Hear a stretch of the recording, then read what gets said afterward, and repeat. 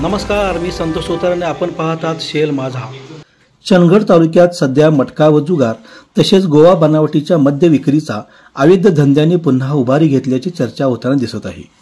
Chandgad police ठाण्याकडून सर्व काही अवैध धंदे बंद असून आम्ही कडक कारवाई करत असल्याचे दाखवत असले तरी चंदगड तालुक्यात दबक्या आवाजात मटका सुरू असल्याची चर्चा आता नव्याने सुरू झालेल्या जुगार अड्ड्यांच्यामुळे जोरात होताना दिसत आहे।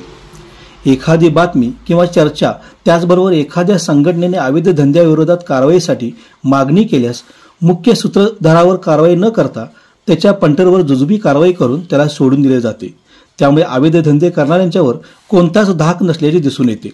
एकंदरीत सध्या चंदगड तालुक्यात सुरू असलेल्या 2 जुगार अड्ड्यावरील वाढलेली गर्दी ही नागरिकांच्या नजरेस पडत आहे, पण पोलिसांच्या चाणाक्ष नजरेला का पडत नाही असा संतप्त सवाल या अड्ड्याजवळच वास्तव्यास असणाऱ्या नागरिकांच्यातून विचारला जात आहे। मटका व जुगार समाजाच्या स्वास्थ्यासाठी घातक आहेत, त्याला कायदेशीर मान्यता नाही, तरी देखील तालुक्यात अवैध धंदे जोरात सुरू असल्याची चर्चा दिसून येते। एवढ्या राजरोसपणे सुरू असलेल्या या अवैध धंद्यांना पाठबळ कोणाचे असा संतप्त सवाल देखील सर्व स्तरातून होताना दिसत आहे।